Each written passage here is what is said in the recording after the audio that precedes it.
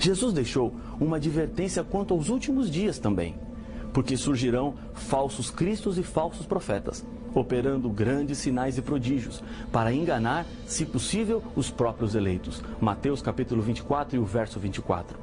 Esses falsos profetas seriam os responsáveis por introduzirem na igreja mentiras que destruiriam a verdade para enganar aqueles que buscam fazer e cumprir a vontade de Deus.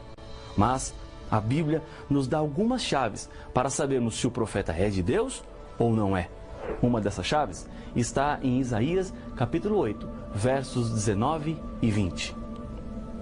Quando vos disserem, consultai os necromantes e os adivinhos que chiureiam e murmuram, acaso não consultará o povo ao seu Deus? A favor dos vivos se consultarão os mortos? A lei é o testemunho. Se eles não falarem dessa maneira, jamais verão a alva. Os milagres em si mesmos não são provas de que um profeta seja inspirado por Deus. Apenas demonstram que há por trás dele um poder sobrenatural. Na época de Moisés, os magos do Egito também fizeram milagres para impressionar as pessoas, e inclusive o próprio Moisés, quando ele pedia para que o faraó permitisse a saída do povo de Israel. Satanás tem também poder de operar milagres, e às vezes se disfarça como anjo do Senhor.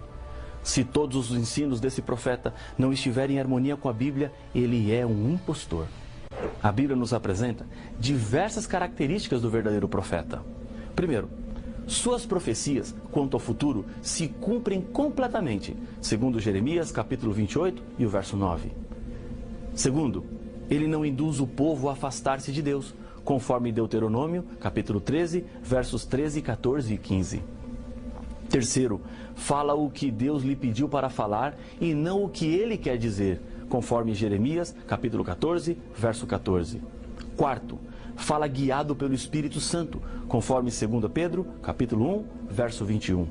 Quinto, reconhece e aceita a encarnação de Cristo, de acordo com 1 João, capítulo 4, versos 1, 2 e 3. Sexto, a vida do profeta apresenta bons frutos do seu caráter. Mateus, capítulo 7, verso 15 e 16. Deus escolheu diferentes maneiras de se revelar para os profetas. Em Números, capítulo 12, versos 6, 7 e 8, encontramos 3 maneiras diferentes.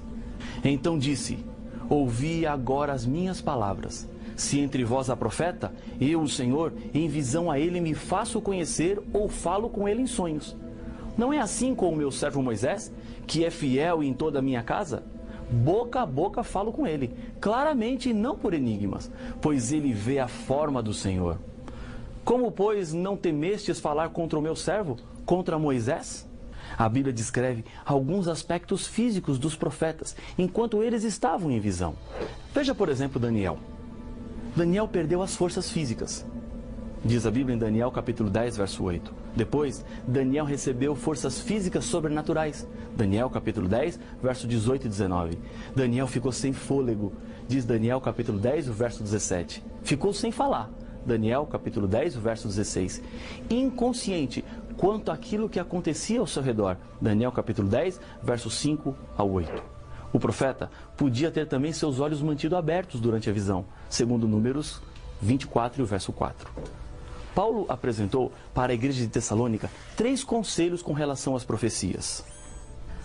Não desprezeis as profecias, julgai todas as coisas, retende o que é bom. 1 Tessalonicenses capítulo 5, versos 20 e 21. No Apocalipse, encontramos que a igreja no tempo do fim seria acompanhada pelo dom profético. Deus levantaria nos últimos dias, mais uma vez, a profecia para conduzir o seu povo nos momentos mais críticos da história.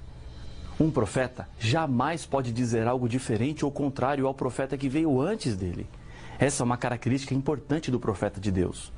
O dom de profecia, que acompanharia a igreja de Deus nos últimos dias, não substitui a Bíblia e não contradiz a Bíblia em nada. Aceite as mensagens de Deus e agradeça a Ele pelos profetas, porque cada mensagem profética vem acompanhada de um bilhete de amor. Deus te ama e quer te salvar. Lembre-se de uma coisa, você não está sozinho. A mensagem profética está aí para lhe ajudar, para conduzir a sua vida.